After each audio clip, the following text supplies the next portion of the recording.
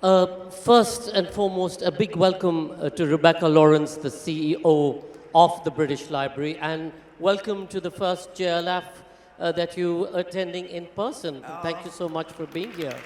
It's a pleasure to be here. And we hope that Rebecca will join us in India at the main Jaipur Literature Festival as well to see this. And thank you so much, Nusrat, for being here.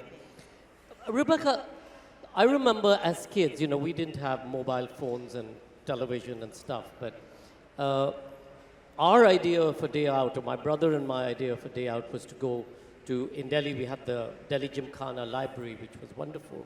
And much of our learning and reading was actually in that library, which also had a reading room. And that reading room, for most of you don't know, was the only air-conditioned reading room there was. So during summer especially, you sort of went in there and did ready things. But what was your sort of library moment that sort of got you all triggered about libraries and education and knowledge? Well, I'm smiling because I remember my library journey from being very little, going to the 1 o'clock club when I was tiny, where I didn't like the climbing frames. I went straight for the books and the cutting and sticking, to then our most local library near home and near school, where you could just take lots of books out. But the first time I came across a truly international, magnificent library was when I was 9, and I had an inspirational primary school teacher. I went to a school in inner city London, which was completely mixed in terms of income, in terms of faith, in terms of race. We had children arriving from different parts of the world whenever there was a big geopolitical event or disaster. And our teacher did a topic on the ancient Greeks. And so she said, you must go to the British Museum. And we went to the British Museum. We saw the Greek collections. But then she said, while you're here, you must see this. And we walked to that amazing round reading room in the British Museum. We could have a little peek at illuminated manuscripts. And she was the kind of teacher that had done a calligraphy course, so that when we learnt handwriting, which is otherwise, you know, could be quite boring, we understood the traditions around the world that calligraphy came from. And she really felt that she wanted every child in that class, from wherever we came from, wherever background, whatever part of the world, to feel that this great institution was ours. And that is something I cherish as I sit right here above 4 floors of deep treasures below us. But the thing I particularly treasure, and I'll talk, is that primary school teacher was my mum. So I feel very lucky here to be now cherishing those collections, and with a fantastic team here and a fantastic set of missions and purposes in the British Library, with a school and learning program that means it doesn't take a particular teacher to introduce a class to that, with a community engagement program, with research programs, with business advice, and with amazing international collaboration. And I can't tell you what an honor it is to be here today. I can see Richard sitting there in the audience from the British Museum. So for those of you who don't know, so this little round hall that she's talking about in the British Museum is where the British Library began its journey. Now, from there to here, what a journey. And why are libraries so important? Why do we need all of these old books to be sort of stored nicely? Yeah, well, actually, the journey from the reading rooms to this magnificent building that we're in today was very much a progression in how the ideas of libraries developed,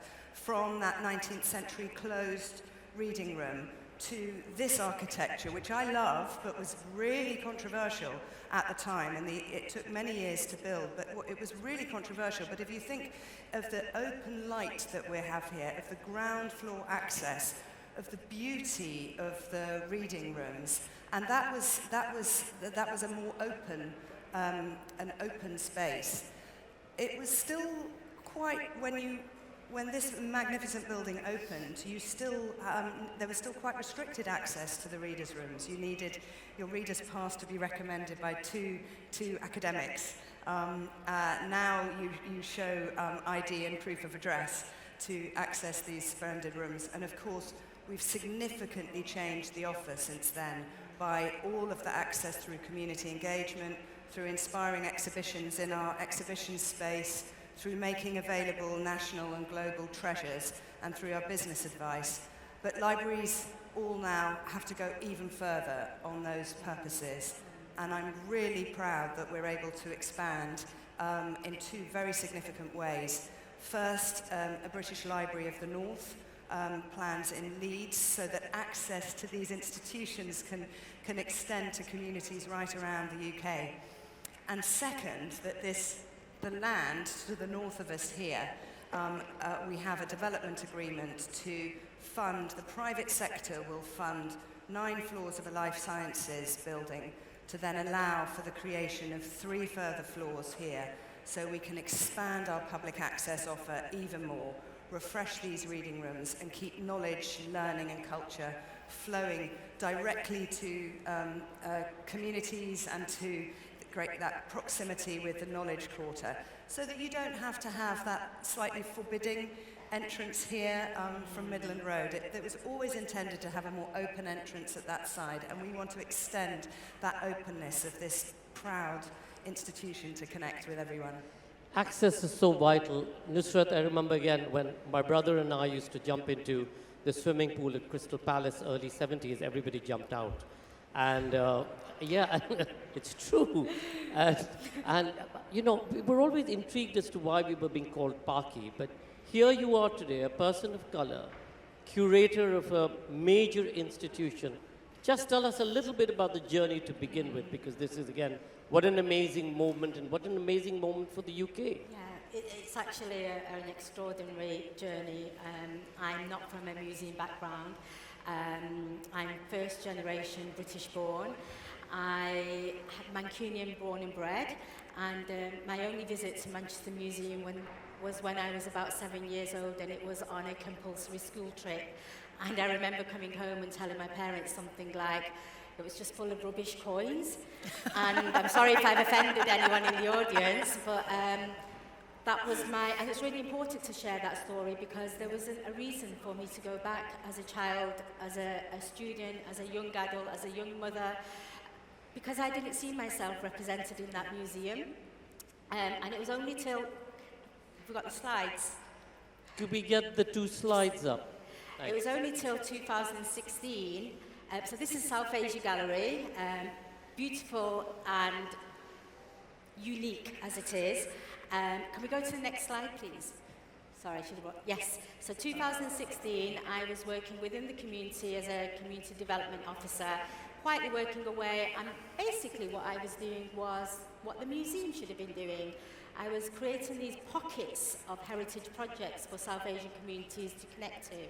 And I was scrambling about for money, in competition with other BME, global majority groups. And the museum approached me because they had an upcoming plans for the South Asia Gallery, which is a British Museum partnership. What the British Museum have done since 2003 is to create partnership galleries in national museums, and we were their upcoming partnership gallery. Funding was secured, so Manchester Museum needed to get the South Asian communities involved.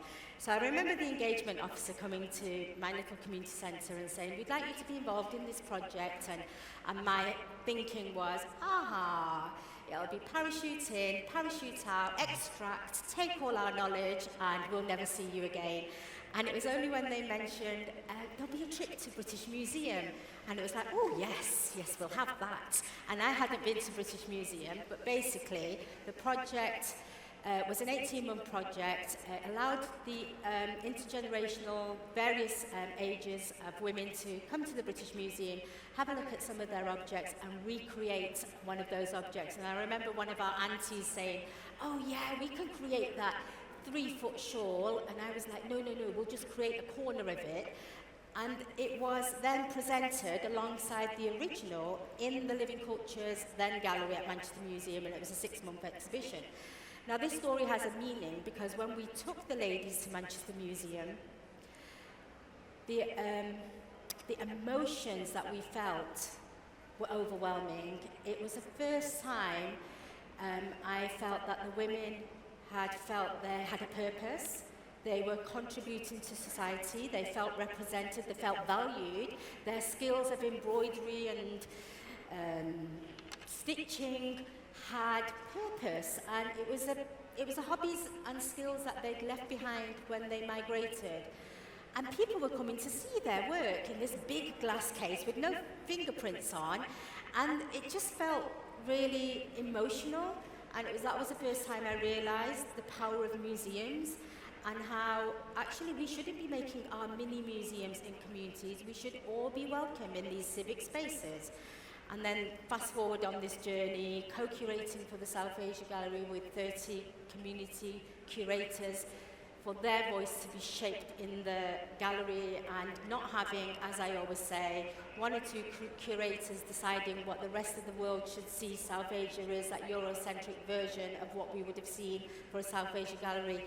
We were in charge, we had ownership, and I want to just big shout out for Yusuf Tai, who's here with the white t-shirt on. He was one of our co-curators, and we worked for 5 years with these community members. It's very rarely seen or done in museum, and I'm going to just say now it's the buy-ins from the top. Esme Ward was amazing. We didn't think it was going to be 5 years. It was 5 years partly because of COVID, 5 years because stories hadn't been developed. And unless you invest in communities and people's voices, you're not going to get the humanistic gallery that you see today. Rachel, Nusrat talks about investing in communities and people, and yet when we build grand structures like the British Library or the British Museum or the Museum in Manchester, in many ways it keeps out these very people. What do we need to do to take museums and libraries to people? Is there perhaps an argument that says, don't put in this kind of money here, but make smaller, accessible spaces in these underrepresented communities who don't have access to come to a London or a Birmingham or a Manchester? So I couldn't agree more, and I'm delighted that sitting here amongst us is the fantastic Jamie Andrews and Conrad Black, who work on many things, community engagement here and exhibitions and events. And they and the curators and communities in Bradford should feel very, very proud of the recent Fighting to be Heard exhibition in Bradford 2025, because this was a project to say for Bradford's time as City of Culture, how can we make collections relevant? And it was a brilliant, I wish I had a picture here, you would just have to imagine. This brilliant journey developed of a partnership of hearing voices in Bradford who perhaps are less connected through the Tasif Khan Community Boxing Club, who members of the boxing club came to London to hear, and they took a video of seeing all the wonderful delights in our South Asian collections, and trying to work through in a really iterative, creative way what spoke and what was really relevant. And this connection came between ancient calligraphy and boxing. I know, who would have thought? But the young men from the Tasif Khan Academy understood the calligraphic tradition, and I'm thinking back to my own learnings of calligraphy from a different cultural context, and recognized that the skill and strategy that you need as a calligrapher when you commit ink to the page, you need a plan, you need excellent execution, and that is the skill and strategy that a boxer has when they come to the ring. And they did these wonderful workshops, found amazing items from the collection that really would speak to people. And there was this jewel of an exhibition which included fragments from one of the oldest Qurans in the world and one of the oldest dated Urdu texts. And there's that same emotion. I was lucky enough to go to the Cartwright Hall. I mean, Jamie's team did an amazing job. And the emotion of people seeing these treasures there, or actually just the normalcy. You know, this is our heritage, this is the British Library, and this is our exhibition. It speaks to us. It was really, really, really wonderful. Nusrat, you talked about the power of a museum, the power of an object, and Rebecca talked about this object speaking to you. In the exhibition, there has been some key things that you've looked at which are from a women's perspective. Yes. I don't know if any of you know, but there used to be, did any of you know that in the Mughal dynasties, there was a woman emperor who ruled for a very short period of time, and that particular coin sits in your collection. So the idea of the partnership was for some of the British Museum objects to come to Manchester. And the first 2 years was really about opening our doors to our communities and creating these relationships. And then we moved on to stories being developed. And it became really obvious early on, I think, Yusuf, that it was going to be a story-led gallery, which was quite hard for some of the curators, and particularly those early conversations where object lists had been drawn up, and we were giving them to the 30 co-curators, and they kept pushing these object lists back and saying, we haven't developed the story, we'll decide which is the best way to tell that story once the story's been developed. So objects came quite late on in the process, which was not very pleasing for the designers, because Reba stages don't align with co-curation. And for some of the objects, it was way back in 2022 with our opening in February 23, so that was quite difficult for them. But we have some beautiful objects, and one of those set of objects is 2 minted coins. They're 2 silver coins in the name of Noor Jahan. And as you can imagine, if you had 30 people, there were many, many stories that the co-curators wanted to tell. So we had to create a criteria and have key messages running through the gallery. And one of the criteria was to highlight and focus women. So the Noor Jahan story is really about the Mughal empress, and how, when we think about Muslim women, the stereotype is that they're dormant, they're veiled, and they do not have a voice. And to have 2 minted coins in Noor Jahan's name says so much, and we're really proud that they're in our gallery in that case. We talk about Jand Bibi, who was one of the empress women in waiting, and beautiful pictures in that case as well. So really highlight women. We also have the dancing girl. So the dancing girl is a figurine that was an excavation in the 1930s. It now sits in Delhi Museum. And the co-curator for that story really wanted to show how that sculpture was labelled as a dancing girl, and she talks about, well, it exuberates power. Yeah. Why do we not talk about her as a warrior queen? And she flips the narrative.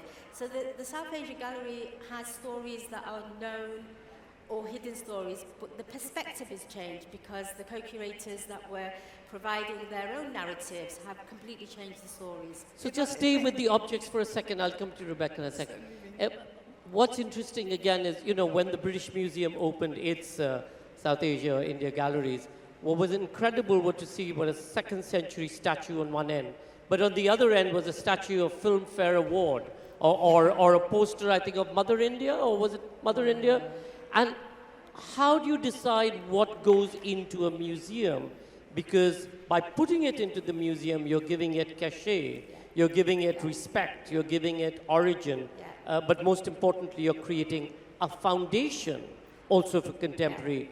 Well, we don't decide. We allow others to decide what goes into a museum. Who says this particular object, the Gandhara statue? Yes, the 2500 BC brick. Amazing, beautiful objects.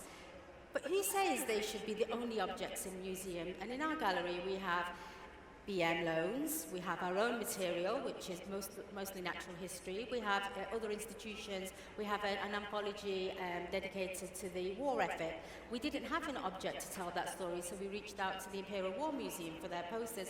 But we also have collective members' own personal objects, and we were really mindful that every object was given the same amount of gravitas, the same amount of care, whether it's a Cartier brooch from the British Museum, or it's a CD belonging to Aziz Ibrahim, who played for Stone Roses, or the leaflet flyer that is Kirit Patel's story to tell how in the gay scene in the 1970s, he collected all this memorabilia, and he kept talking about his story and saying, I don't know what we should do. Should we do an immersive experience? Shall we?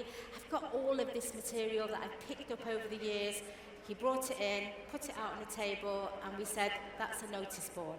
So we have a beautiful notice board with all the little calling cards, flyers, just to share his story. Did he know that was going to be in a museum and people coming to see and felt like, okay, we belong here as well because they are everyday objects? You were saying, Rebecca. Oh, such beautiful stories, and that the coins in the museum are so different from those that you went to see as a child. Yes. Rebecca, in today's day and age of digital access and phone, everything is, at the end of the day, you can, I sort of now, for all my colleagues in the office, or a lot of the time for Punita and the kids, I sort of ask AI a question and it gives you, 200 things or whatever it is. So why is a library in this form still so vital and important? Well, libraries now are in hybrid forms. They're in hybrid, as our lives are in hybrid forms. They're in written texts, they're in heritage texts, they're in digital sources from a full range, and this requires a lot of skill. And I'm really pleased that we have some world-class digital hybrid library preservation and access and discovery skills, which is really important in a global context because the cooperation you can get between countries and communities in this age is absolutely unprecedented. If I give you an example from our digital preservation and access teams, we work with many countries, and we've done work with libraries and research institutes in Indonesia, where we have in our collections here hugely significant texts in ancient Javanese language. That's the written language, not the computer language. And in partnership, in a really good ethical framework with Wikidata and Wiki Images, we've been able to, with joint scholarship around the world, use machine learning to be able to read and interrogate texts, to be able to, the machines work with the curators to get the metadata on what's relevant here, to catalogue it, to give the signposts to researchers on what will be necessary, and then to use large language model learning to be able to interrogate and share that.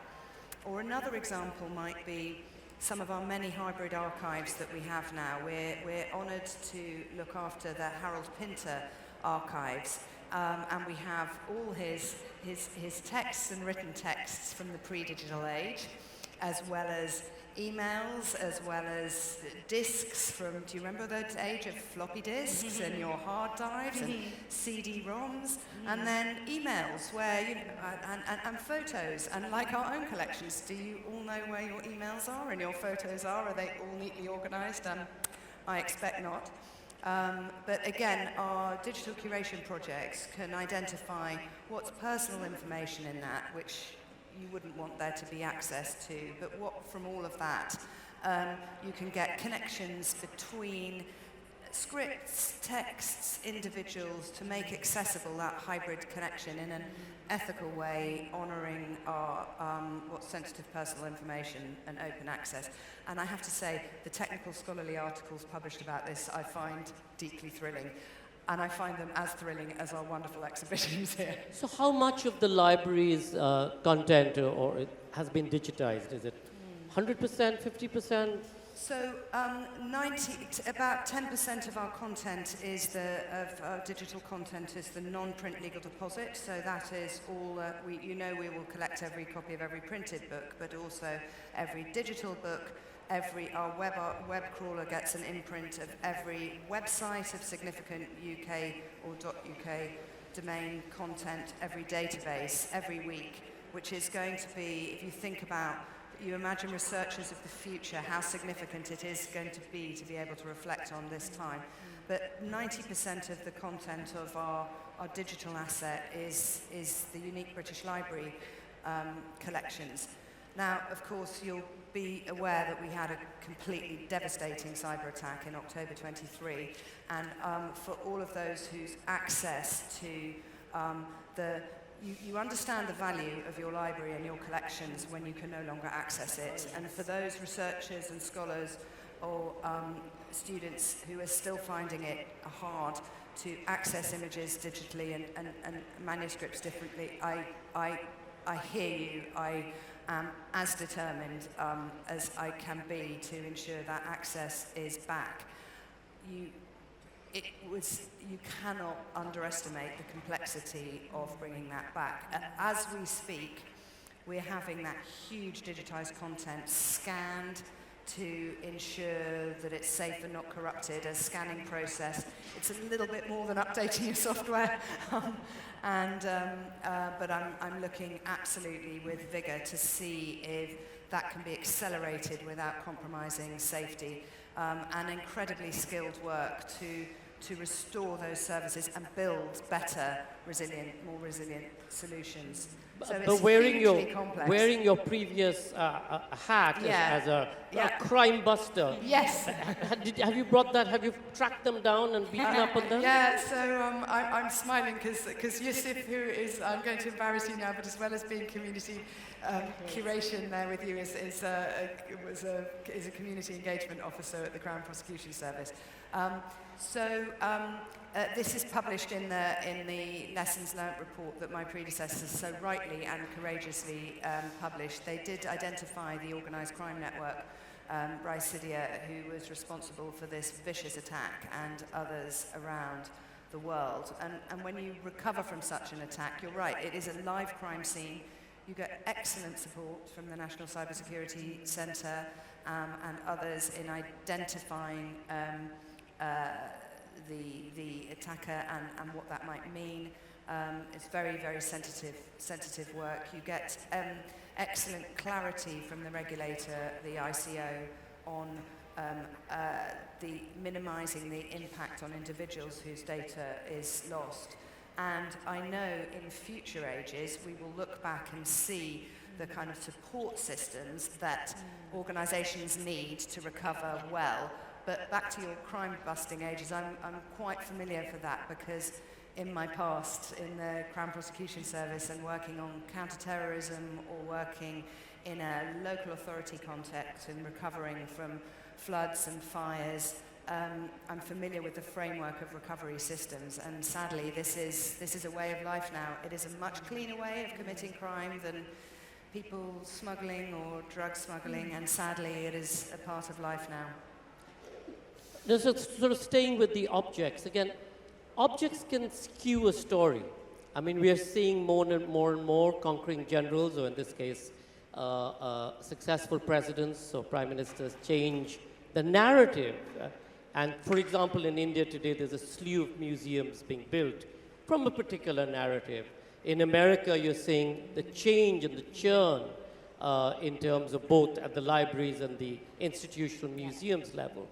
So when it comes to objects, because an object is so powerful to be able to tell a story, but tell a story from a particular perspective, is there a consciousness or a responsibility of the curator to be able to try and find the balance between the popular narrative and what was historically significant for its time? Can I just go to the next slide, because I think I need to introduce you to all of our I think it's on The next slide. Yes. So I don't like doing presentations without the people that really made the gallery, and these are the whole of the collective. 30 community co-curators, the British Museum and the Manchester Museum Partnership. Who says what the narrative, who says what's right and wrong? And I, as I said, I didn't go to museums, but if I did go to museums, I wouldn't see that South Asians contributed to the World War effort. I didn't see that in my curriculum books. I never saw that in any of the places where history was from history books written from a white supremacist narrative. I didn't see that we were part of that effort, and had I known that, when somebody said to me, "You go home," I would have said, "No, we have been part of this effort, and we have made our place here." Had the South Asia Gallery, let me leave you with this. South Asia Gallery is the first permanent gallery in the UK dedicated to exploring the experiences and cultures of South Asia diaspora. why has it taken till 2023 to have a dedicated gallery to South Asia? I'm sometimes just at odds with that, and to be able to be part of shaping that, for me, I feel really privileged, but it's not going to be just my voice or my colleague's voice, it's going to be everybody's voice who was involved in that first iteration. And I've had many people since we've opened saying, I'm not in your gallery and I'm South Asian. We've committed to changing stories, we've committed to showcase. We could never show the whole of South Asia, its diversity and richness in one iteration. So we'll continue to work and bring in Sri Lankan stories, Nepalese stories, Bhutanese, because those people didn't make up the first collective. So I'm going to flip that question and say, there is no right or wrong answer. An object is as good as the story behind it. And when we have, let me think of, which object should we think of? Anamani. Anamani, going back to women. In the science and innovation case, that group really wanted to have hero figures that looked like us, because they wanted to concentrate on school visits coming to the museum. And they, although we know about Einstein, do we all know about Satyendra Bose? When we talk about Hardy, does everybody know about Ramanujan? Not really, because they're not as elevated in our history books. And in that case, we were going to have Abdus Salam. And one of the co-curators, female, said, oh, we can't have three men in the case, we need a woman. And she went down this rabbit hole and found Anamani. And Anamani is a physician, 1930s, who created instruments that we use to measure the weather. So we use her innovations to measure the solar system. And the gallery's been open for about 3 years now, 2023, and I only know one person who was from India, who came to the gallery, who knows who Anamani is. One person. And that says quite a lot for where we get our knowledge and expertise about a subject matter. So the whole idea of the South Asia Gallery is to bring those different narratives and different perspectives and hidden stories. So I'm not going to agree with there has to be a definitive, this is what should be said in a museum. Objects are about stories, and stories travel, and yes. Stories sit here in every one of your books. Yeah. There's a wonderful story waiting to be explored and found. And yet, in many ways, you don't know how to access that story. As she said, you know, many of these stories have disappeared, or they've, through travel, been adopted into a different kind of architecture or Exactly. religion or civilization, Yeah. and claimed for its Yeah. by them as for themselves. What's the responsibility, therefore, of great institutions like libraries to be able to help get the stories out in the way that Nusrat talks about it? I think that's a really great question, Sanjoy, and I think there is a really important piece about investment in research and scholarship and curation alongside co-curation with the community to understand where fragments may be lost or stories not lost or never told, or told, interpreted in different ways that then disguise a new interpretation. And I'll give you one example. We had some kind philanthropic investment in some new curation and scholarship into our medieval manuscripts, which has been a core part of our collection for centuries, and that I saw when I was 9. And through this, we got some young women curators, as it happened, who were looking at our collections and found some themes there of where there were women in a number of areas of expertise that they hadn't previously found. Women illuminators, women authors, women, Marjorie Kemp, always described as a mystic and a religious mystic, until a more rich autobiography was found underneath a table in a house in the 1940s when people were playing ping pong and looking for a missing ball, and they found a cache of manuscripts, including Marjorie Kemp's original autobiography, which gave a far more gutsy take on her life than previous scholarship. And then this developed into the theme of the exhibition that closed before the end of the year, which some of you may have seen, about medieval women in their own words. And through researching those lines, they found stories of how women were very active in the fields of health and welfare, of public life. I'm smiling because the public life piece really connected with me. There were early takes of pay levels of labourers in the fields, and there was a clearly identified gender pay gap between the male labourers and the women. And then women in spiritual life. So seek and ye shall find. If I may also just tell stories about the two particular, very briefly, the two particular exhibitions that we have running now.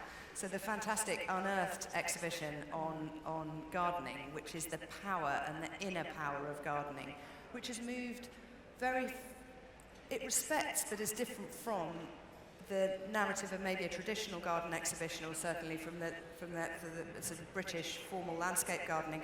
And it looks at the power that gardening gives to you. It looks at how communities garden now, amazing co-curation with our local community partners here, and looking at the role of growing and the role of crops around the world to identity and sense of self in a really, really interesting way. Stories that have not been told, and items that might not have been shown in that context. So a slave plantation map with a provisions section, or a map of the layout of Bedlam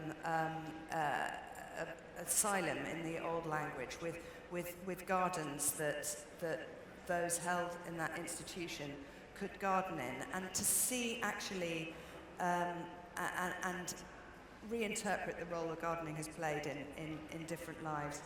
But the one I love best, and if any of you have under nines that you can take to an exhibition with you, do go to the Story Explorers, where we are very proud that we have 170 million items going all the way from oracle bones 3,000 years ago in China to contemporary collections from all around the world.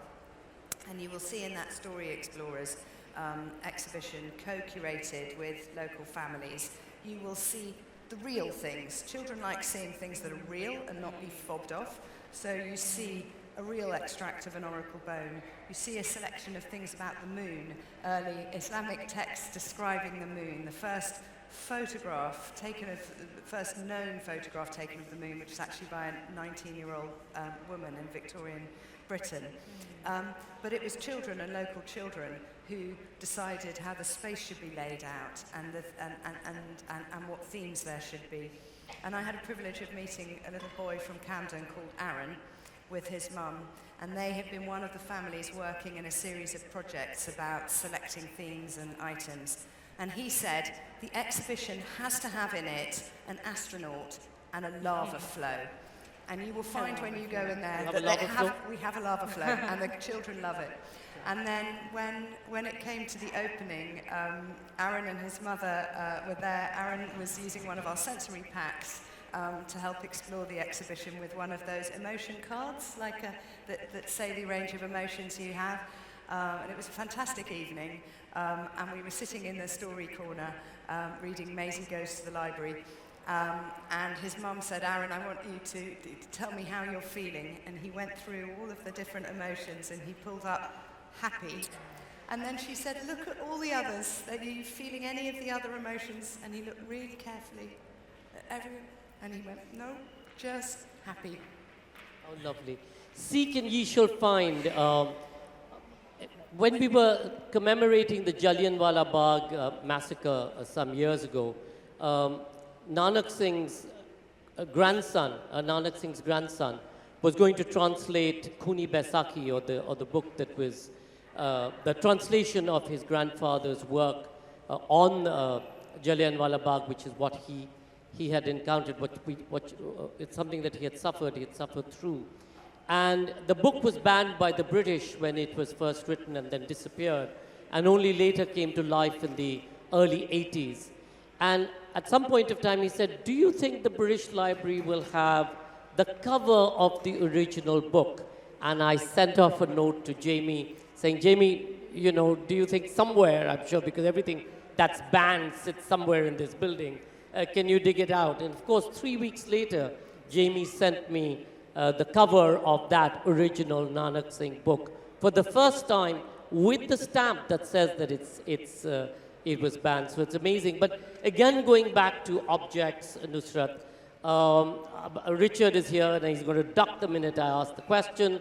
What about reparations, and is there still, given that there's such huge diaspora here, at least from India, and this is as much their story as anybody else's story, is there still an argument about sending objects back, whether on permanent or otherwise loan? Well, Manchester Museum's one of the UK's leading university museums, and it has repatriated objects to Aboriginal communities, particularly recently Australia. And there is, you know, there will always be that call. People will ask about your collections and where they've come from. We made a conscious decision that we wouldn't have anything in the South Asia Gallery that didn't have provenance attached to it. We label things correctly, accurately, and we know that when curators collected many, many years ago, the labeling was very personalized, and you know, there's a lot of a critique that can go into when you look at our database, and we have a huge amount of collections from Africa. We have collections from all 5 continents, so I feel that Manchester Museum is leading in many ways, not just with co-curation. It's about working to reach a point where everybody is allowed to contribute to those conversations. And yesterday we were in Pitt Rivers just talking about repatriation of objects. I'm going to open it up in a second. Rebecca, back to you. In America, a couple of years ago, in Houston, in Texas, they had banned Margaret Atwood's Handmaid's Tale, they'd banned Diary of Anne Frank, and they'd banned, I think, Romeo and Juliet. And we ended up doing a session called Ban, Burnt, and Censor.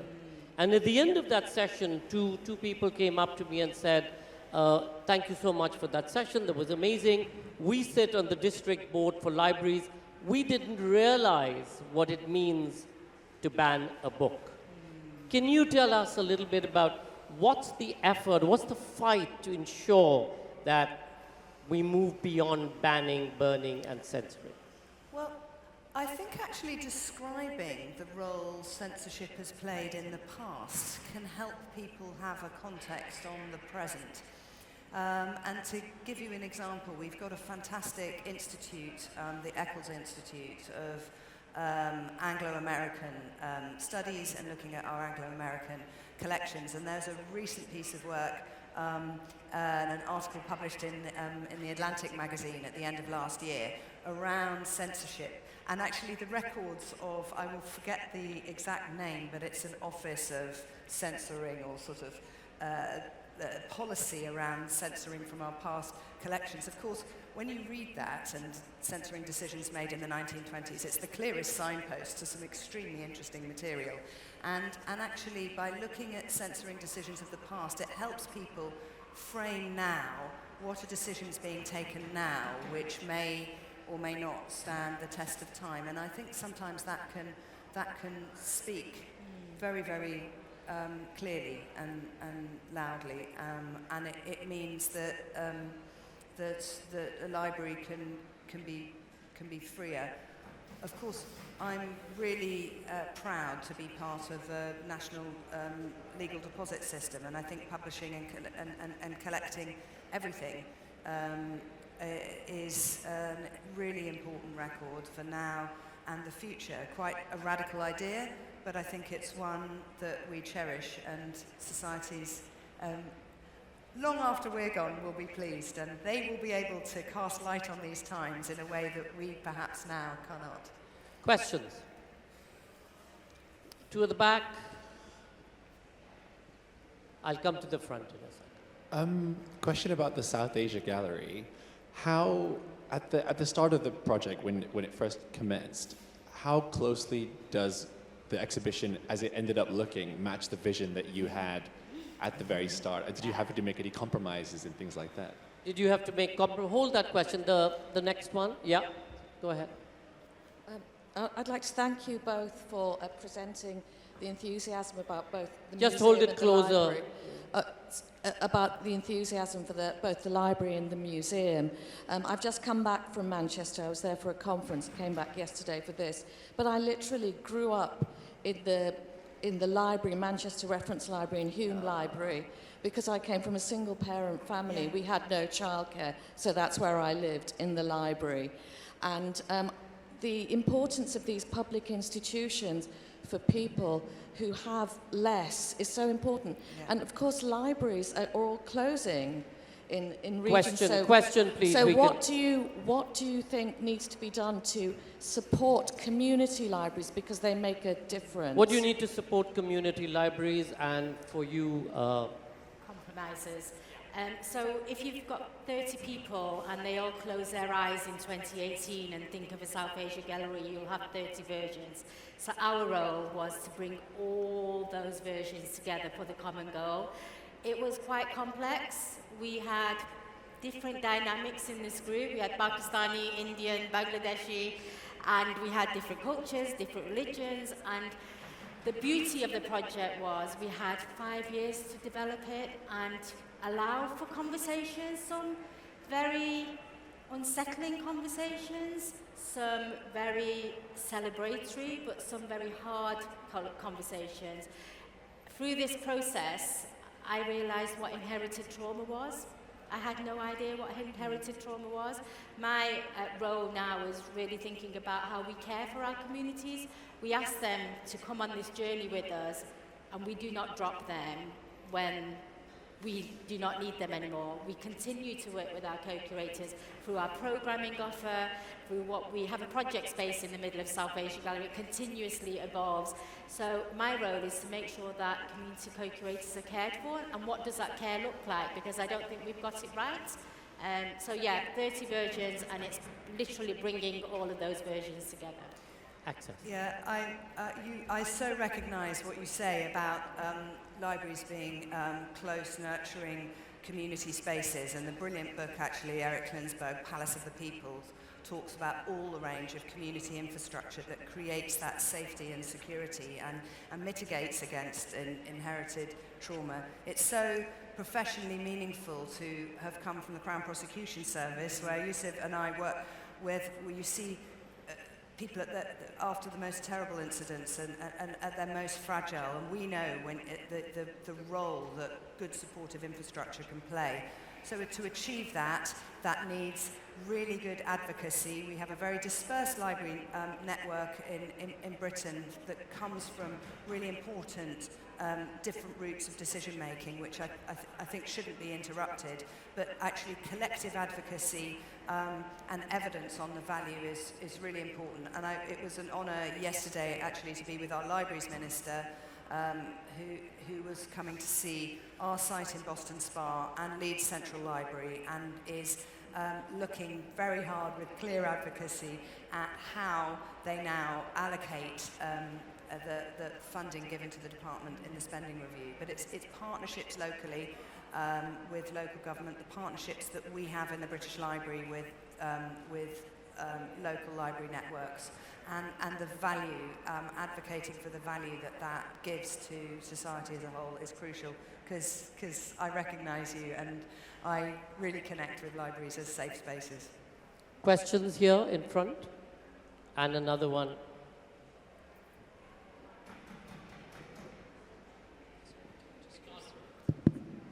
Hi, that was an amazing session. Thank you very much. My name is Rajesh. I've spent a career in technology and managing businesses. But I'm a huge museum buff, and I can spend an entire day in a museum and I enjoy it as much as binge watching the latest Netflix thing. I mean, that's pretty much how I am. My question is, coming from a technology perspective, now with AI coming there, I am told, by the way, I'm not sure if it's true, but only 1% of the collection in a museum is actually on display. And there are still vast amounts that are uncurated, unresearched, uncatalogued. How much does AI and technology help that? That's question number one. And question number two, from a library perspective, how comfortable are you in terms of looking at, all of the LLMs and the AI technologies being trained on all of the vast British Library technology, which is then makes, as Sanjoy said, available on your mobile phone at a tap of a button. So Yeah. 2 questions on technology then.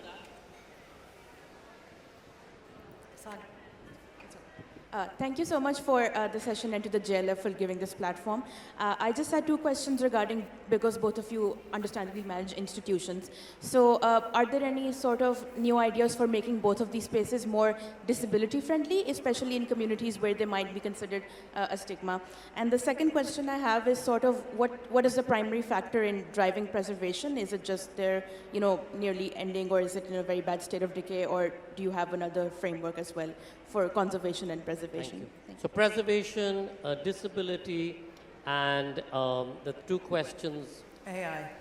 AI and technology, and now with the mobile phone, what do you do? Yeah.